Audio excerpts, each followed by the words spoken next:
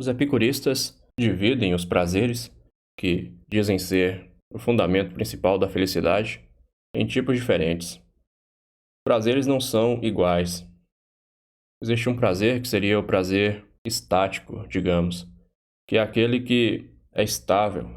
É o prazer derivado da ausência de perturbação, da ausência de dor.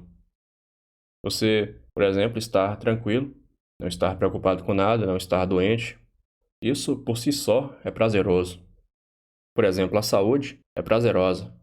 Você não sente a saúde como algo extraordinário. Porém, o simples fato de você não estar doente, se você conheceu a doença, você sabe o que é o sofrimento, por si só já é algo bom, é algo desejável. E existem também aqueles prazeres que são ativos, prazeres mais dinâmicos, são prazeres do movimento, que requer que você realize uma ação para obter aquele prazer. Por exemplo, o prazer da boa comida, da boa bebida, é um prazer ativo. E qual desses deve ser desejado e até que ponto? Ora, o prazer da tranquilidade, o prazer da ausência de perturbação e de dor, não tem limites. Você, se pudesse fruí-lo eternamente, você seria eternamente feliz. Essa seria uma condição divina e não mais humana. Porém, os prazeres do movimento, os prazeres ativos, que você busca por meio de algum ato, esses devem possuir um limite, porque, em muitos casos, a satisfação deles vem acompanhada de dor, principalmente quando são buscados além do limite natural. Por conta disso, Epicuro estabelece um critério para a satisfação dos desejos. Os desejos são de vários tipos, segundo a doutrina epicurista. Ele propõe que você questione. Formula a seguinte interrogação a respeito de cada desejo: que me sucederá se se cumpre o que quer o meu desejo? Que me acontecerá se não se cumpre? Você pode estar desejando várias coisas, desejos que por vezes são irracionais, são sem sentido, embora você os queira ardentemente. Então, você deve fazer com que a razão fale mais alto. Pergunte-se: o que acontecerá se eu consigo aquilo que eu quero? E se eu não conseguir, o que me ocorre? Muitas vezes, o pior para o ser humano é obter aquilo que ele quer. Então é preciso compreender os desejos, compreender como eles se dividem, como se classificam. Epicuro diz o seguinte: primeiro, divide os tipos de desejos em naturais e não naturais. Certos desejos são naturais. Desejo por alimento, por sexo, por descanso, são próprios de todos os seres vivos. Então, eles são naturais também no homem. Outros desejos são artificiais.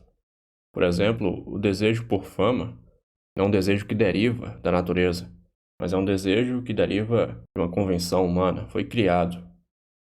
Além disso, se pode dividir os desejos em necessários e não necessários. O desejo por água é necessário. Sem água você morre. O desejo por muito ouro não é necessário. Você não vai deixar de viver se você não obtiver aquele ouro que você deseja. Então, Epicuro diz: alguns dos desejos são naturais e necessários. Outros são naturais e não necessários. Outros nem naturais nem necessários, mas nascidos apenas de uma vã opinião. Um desejo que é natural e não necessário seria, por exemplo, aqueles derivados da volúpia. O desejo sexual são naturais, não se pode negar isso, mas são necessários? Ora, você não vai morrer se não realizar esses atos. E aqueles que sequer são naturais são todos aqueles derivados da vã opinião humana. E como distinguir cada um? Ora, aqueles desejos que não trazem dor, se não são satisfeitos, não são necessários. Desejo por descanso é um desejo natural e necessário, porque se você não descansa, você sofre, te traz dor, então ele é necessário. Agora, o desejo de ser o governante de uma cidade Caso você não o satisfaça, você não sente uma dor física por isso, seu corpo não sofre. Você pode até sofrer na alma, mas um sofrimento derivado não do fato, mas da opinião que você tem acerca do fato e de si mesmo. O seu impulso pode ser facilmente posto de parte quando é difícil obter a sua satisfação ou parecem trazer consigo algum prejuízo. Ele não diz que você deve apenas buscar a tranquilidade e nunca fruir os prazeres ativos. Você pode fruí-los, caso eles sejam facilmente obtidos. Se você é convidado para um jantar e a mesa farta está servida à sua frente, não há problema em você deleitar-se com aquilo. O problema seria se você julgasse que aquilo é uma necessidade e então dedicasse todos os seus dias para obter uma grande quantidade de dinheiro, de modo que todas as noites você ceasse daquela maneira. Isso traria mais prejuízo do que prazer quando você pensa acerca da coisa.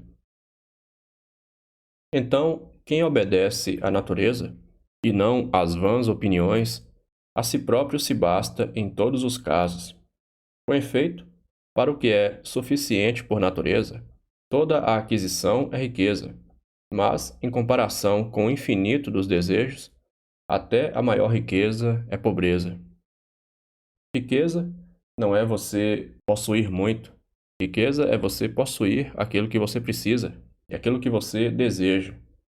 Se você tem muito, porém deseja mais ainda, você é pobre, você está em carência.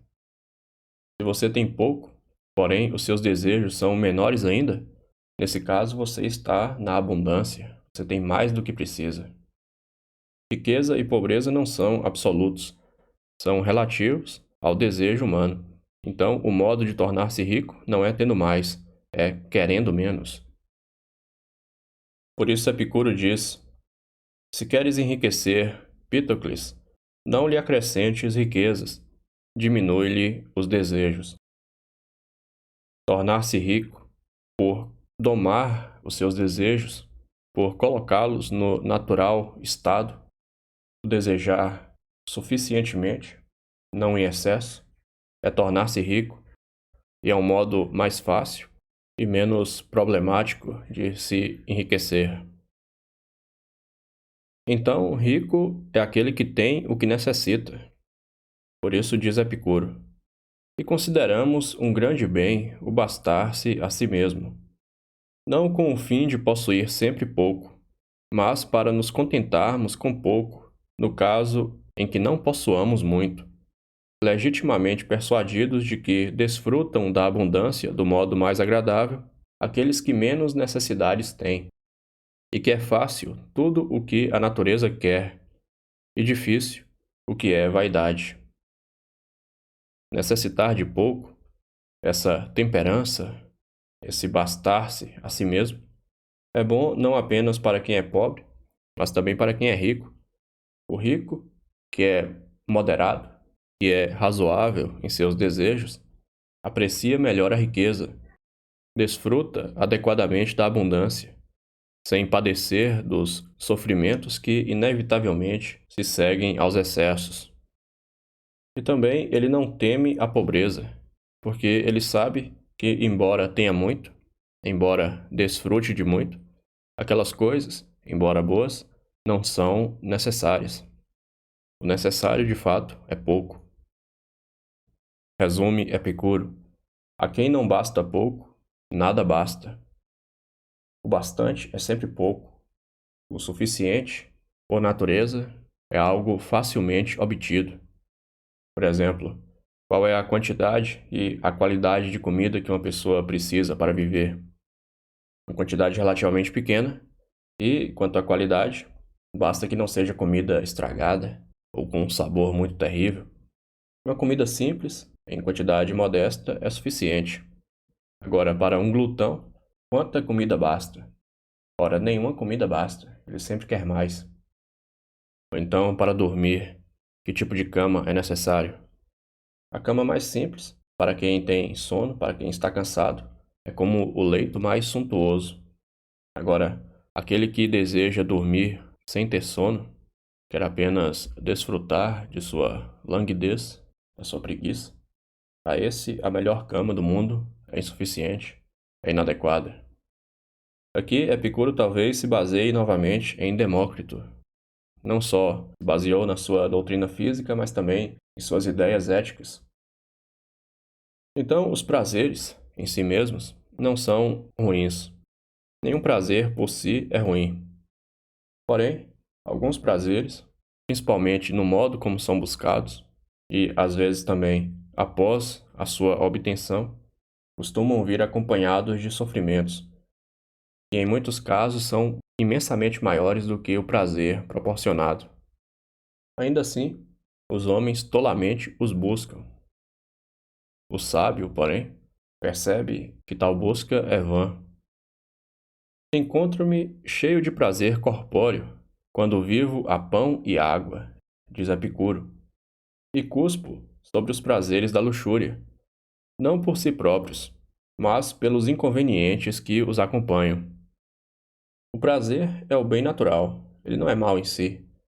Porém, se ele traz consigo o mal, nesse caso, o homem racional, o ser humano racional, o evita.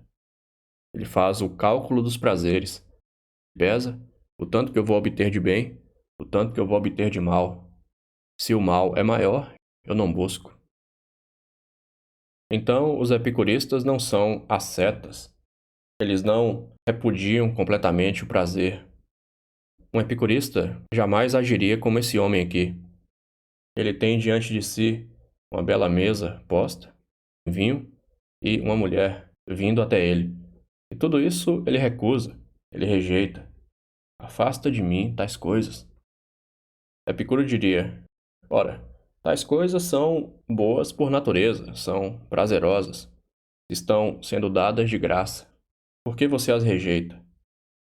O erro estaria em buscar tais coisas excessivamente e buscá-las quando o mal será maior do que o bem obtido. Agora, se já estão ali, você deve desfrutar. É adequado que se desfrute da vida. E acima de tudo, é sábio nos alegrarmos pelo que temos, ao invés de sofrer pelo que não possuímos. Não deves corromper o bem presente com o desejo daquilo que não tens. Antes, deves considerar também que aquilo que agora possuis se encontrava no número dos teus desejos.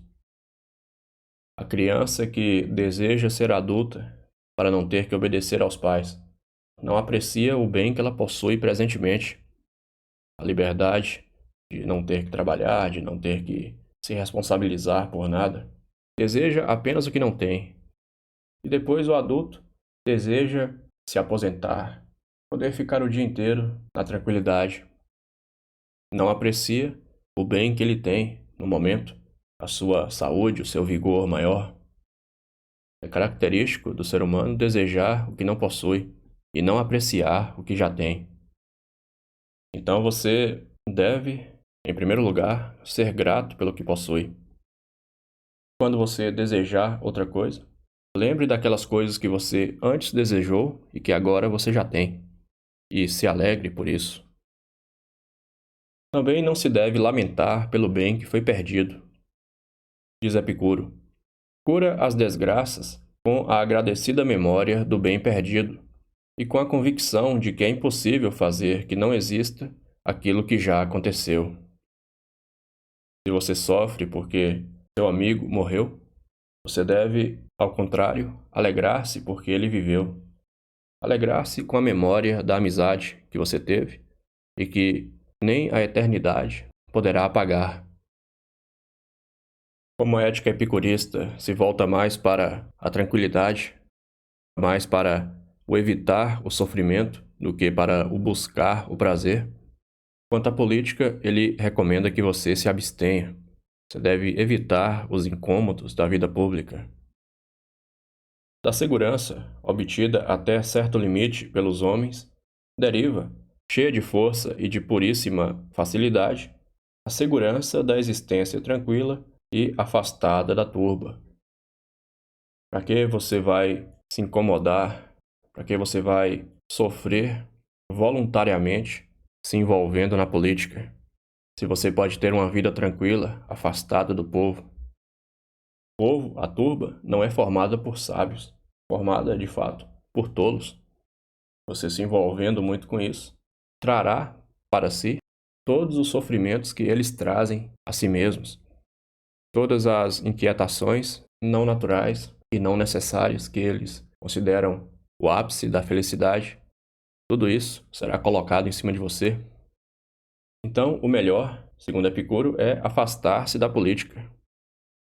Uma coisa que se poderia dizer contra isso é que justamente aqueles que não querem envolver-se com a política, aqueles que não desejam o poder por si mesmos, a esses se deveria dar o poder, porque eles governariam melhor, eles não governariam em interesse próprio, fariam um trabalho desinteressado, no bom sentido, enquanto que aqueles que muito querem o poder, geralmente são os menos capazes de exercê-lo. Acerca das leis do nomos, Epicuro diz: as leis existem para os sábios, não para impedir que cometam, mas para impedir que recebam injustiça. O sábio não vai praticar injustiça. Ele não vai perder a sua tranquilidade de alma a troco de coisas inferiores. Porém, ele pode muito bem ser vítima de injustiça. Isso aí tiraria, pelo menos naquele momento, a sua tranquilidade. Então seria para ele um mal. A lei, desse modo, existe para proteger o sábio, protegê-lo dos outros, não de si mesmo.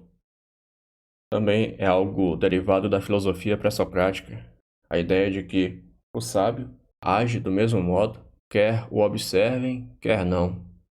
Ele é justo sempre, e não é justo por conta das leis, mas porque é melhor ser assim. Acerca do valor da amizade, Epicuro diz o seguinte: de todas as coisas que nos oferece a sabedoria para a felicidade de toda a vida, a maior é a aquisição da amizade.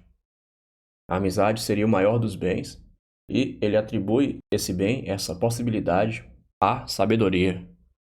Então, conclui-se que os tolos não podem ser amigos, não são verdadeiramente amigos, como os sábios.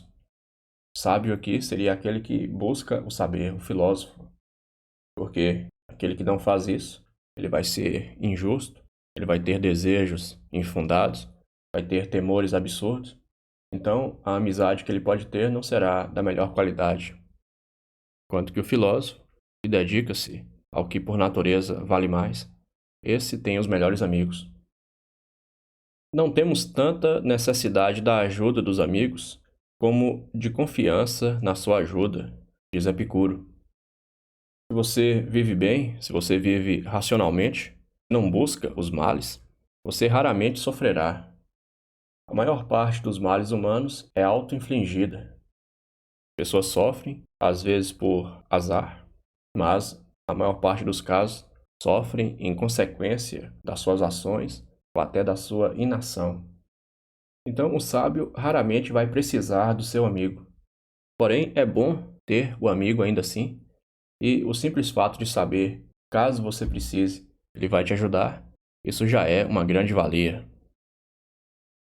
A natureza, única para todos os seres, não fez os homens nobres ou ignóbeis, mas sim as suas ações e as disposições de espírito. Talvez aqui falando daquela antiga questão: a excelência é natural ou adquirida? A virtude pode ser ensinada? A natureza, segundo Epicuro, fez todos os homens iguais. Ela é única para todos os seres. A natureza humana é a mesma em todos. Porém, alguns homens são nobres e outros não. Por quê?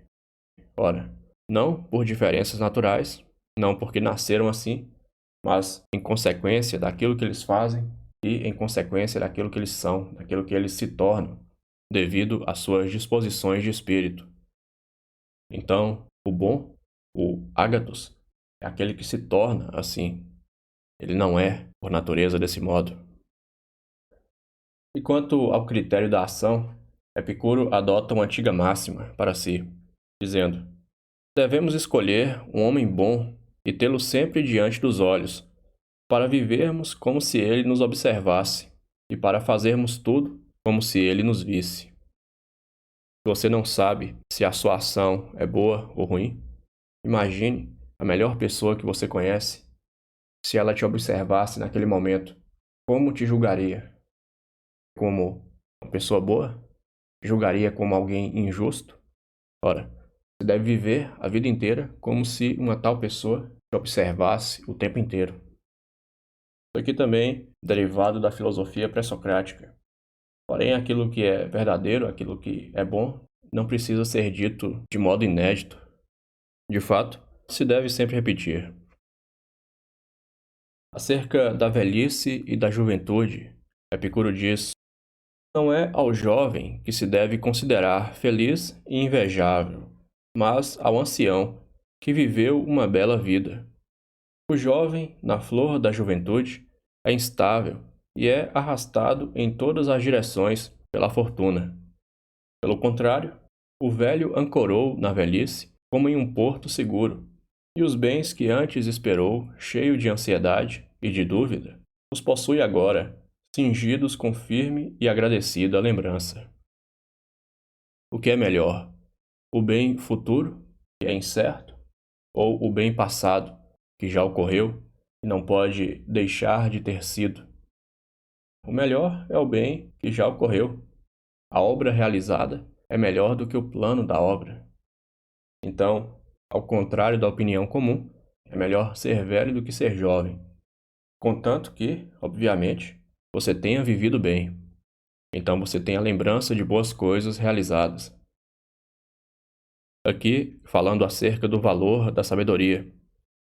Recorda-te de que, ainda que sejas de natureza mortal e com um limite finito de vida, te debruçaste, mediante a investigação da natureza, no que é infinito e eterno, e contemplaste o que é agora, será e sempre foi no tempo transcorrido.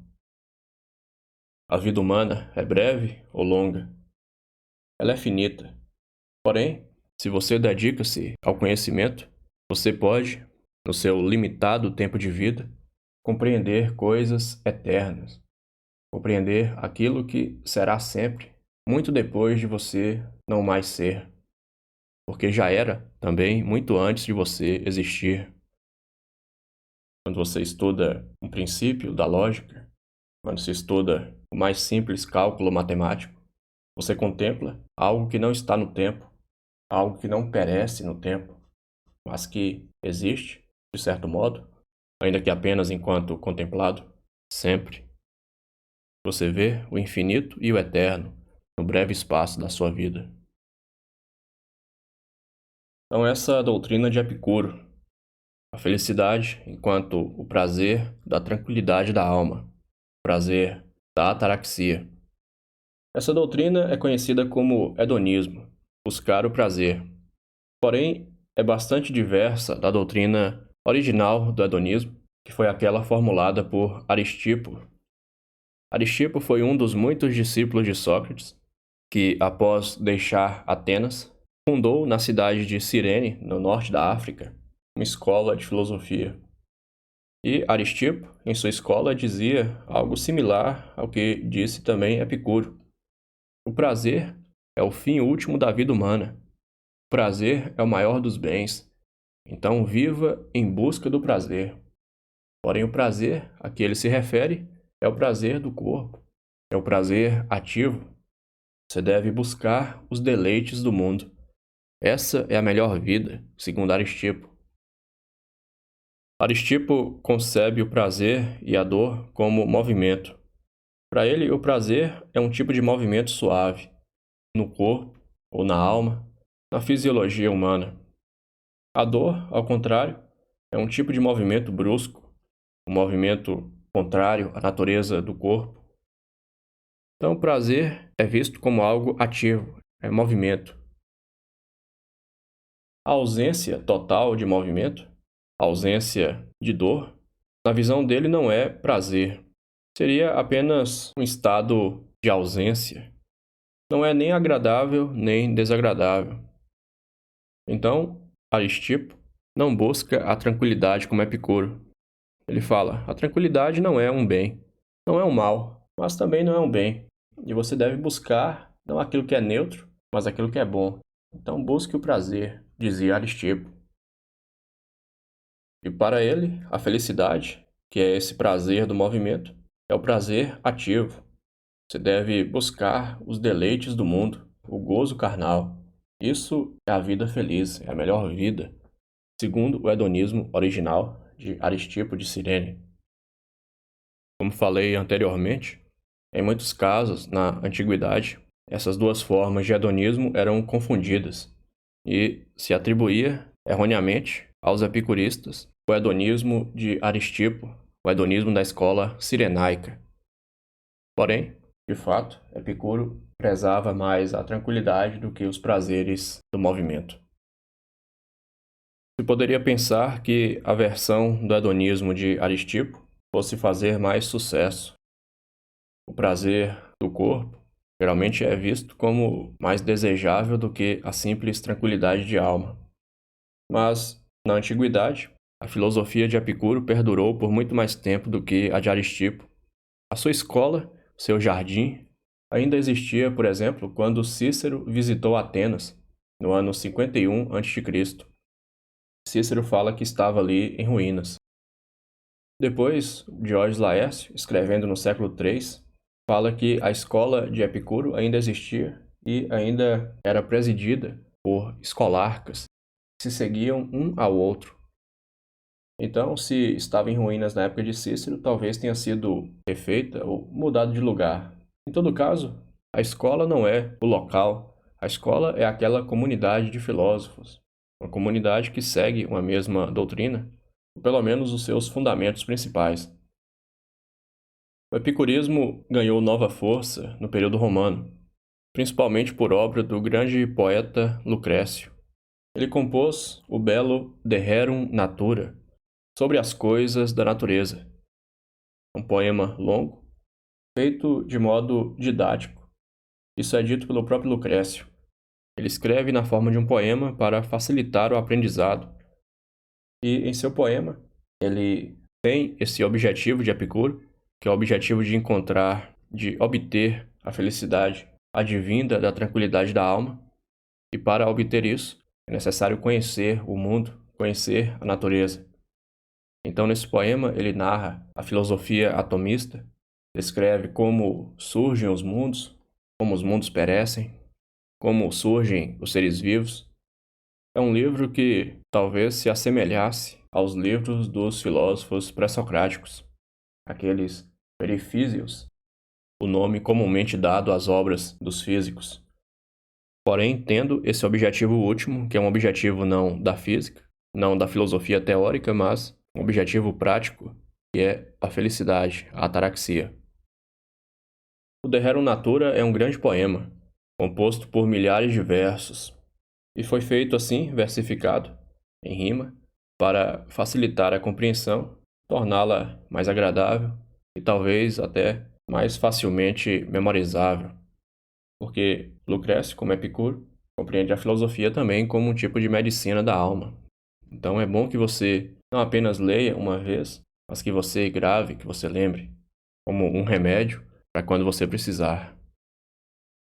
O livro, de fato, o poema, ocupa-se grandemente com questões da física, questões acerca da filosofia natural. Tendo por base o atomismo epicurista, ele descreve o surgimento do mundo, a origem dos seres vivos, sempre segundo causas mecânicas, porque é necessário afastar, antes de tudo, o misticismo, afastar temores infundados, também esperanças infundadas. Você deve compreender a natureza. A natureza é matéria e movimento. Os seres vivos, inclusive você mesmo, é um composto atômico que tem causas naturais, causas mecânicas. E um dia perecerá, mas isso não é um grande mal. Lucrécio, em seu poema, como Epicuro, afirma a crença nos deuses. Ele fala: os deuses existem. Isso é uma coisa racional e até evidente na visão dele. Porém, os deuses são considerados distantes e inativos. Os deuses existem como que apartados do mundo. até no intramundo, a região entre os mundos. E o principal é que eles não se ocupam das coisas da terra. Então, os deuses, na visão epicurista, não seriam como os deuses de Homero, que na Ilíada interferem na guerra, favorecendo os troianos ou os gregos. Os deuses não têm preocupações de tal natureza. Eles também não têm sentimentos de inveja ou benevolência. Eles apenas existem num estado superior ao nosso.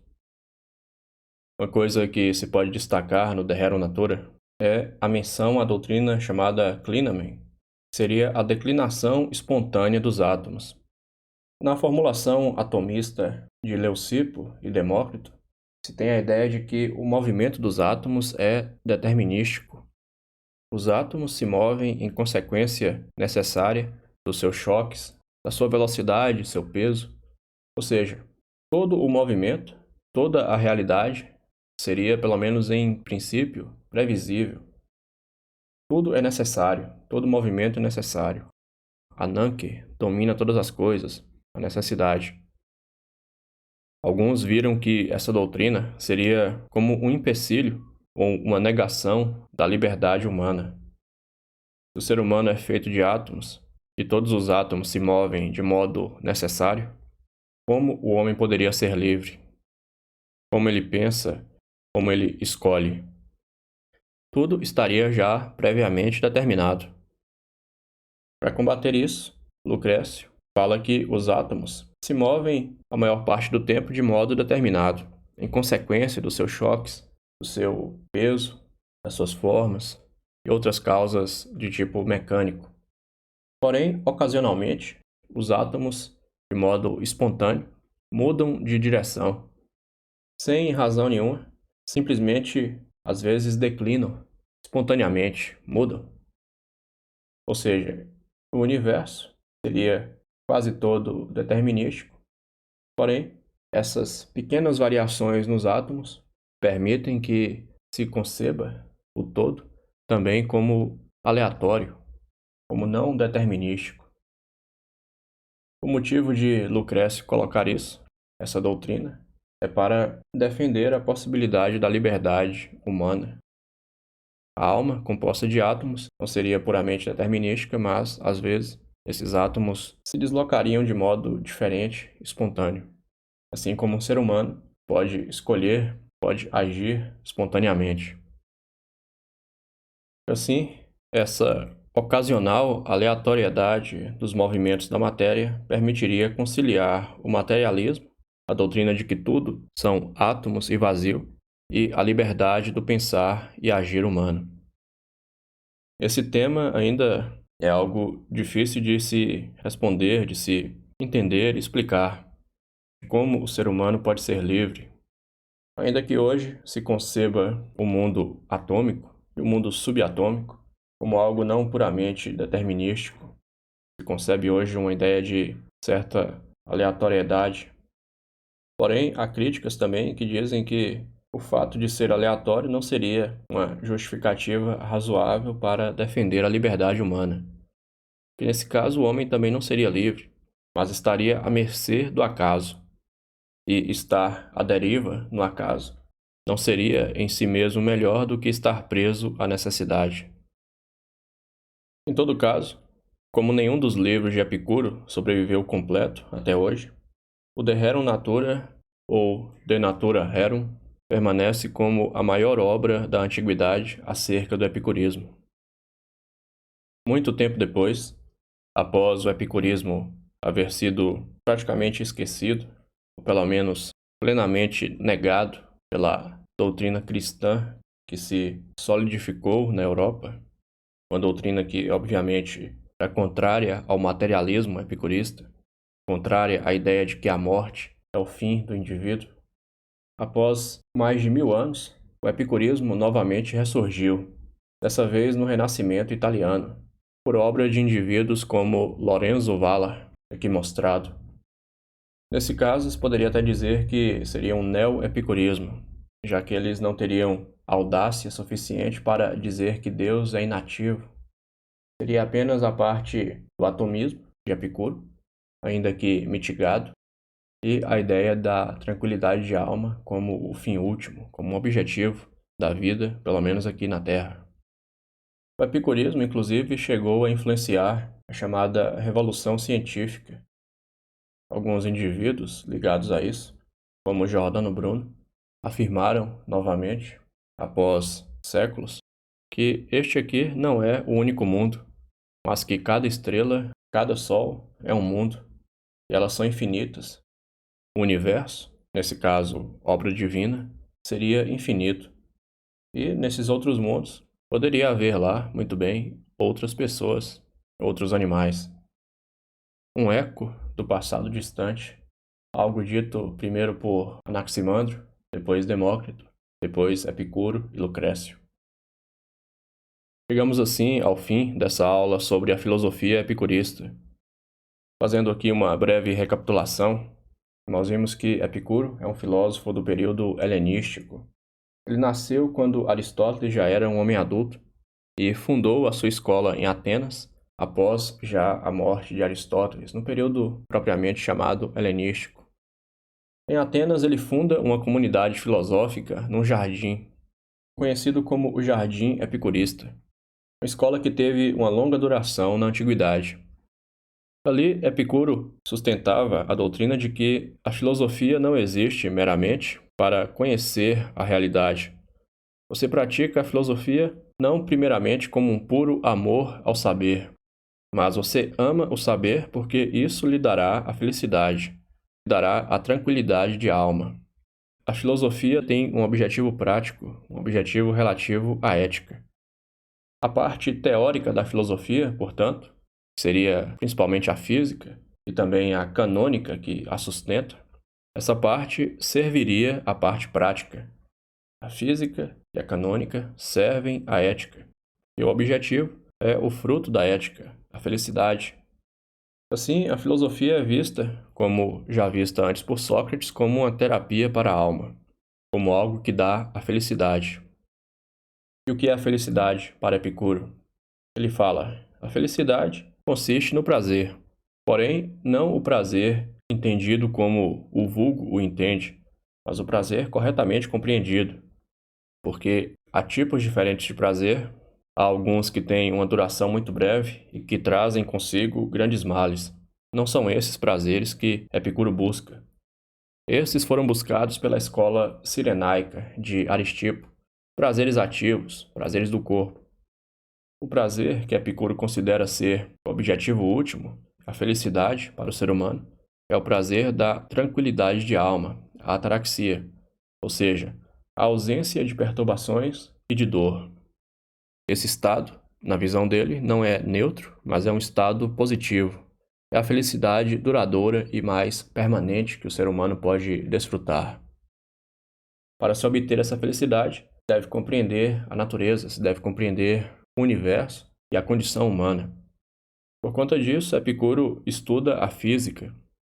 Afirma, defende, basicamente a doutrina atomista de Demócrito. Diz que tudo que existe são átomos e vazio. Não existe nada de imaterial. O ser humano também é um composto atômico. A vida existe enquanto esse composto atômico está ordenado do seu modo característico e funcionando do modo adequado. A morte é a dissolução desse composto atômico, que uma vez dissolvido, não mais sente, não mais pensa. Assim, a morte nada é para nós. Esse grande medo não é de fato temível. Do mesmo modo, outros grandes medos humanos, se adequadamente compreendidos, não são temíveis, como o medo dos deuses ou aqueles medos derivados do misticismo, referentes, por exemplo, à posição e o movimento dos astros. Isso aí são coisas que a filosofia pode eliminar e que, com isso, dão a tranquilidade. Então, você deve estudar para obter essa tranquilidade. Fala também que a doença e a dor não são, pelo menos na maior parte dos casos, empecilhos à felicidade. Porque a dor, se ela for muito forte, ela mata. Se ela for muito longa, ela permite ainda alguma felicidade. Então, o objetivo da filosofia é a felicidade, que consiste na tranquilidade de alma, ataraxia, que é conseguida através do conhecimento acerca do mundo, do combate aos medos e também por meio do controle dos desejos. Saber aquilo que é um desejo natural, aquilo que não é, aquilo que é necessário e aquilo que não é necessário. Buscar apenas o suficiente, buscar o pouco que por natureza basta. Então encerro por aqui essa aula sobre a filosofia epicurista e agradeço pela atenção. Muito obrigado.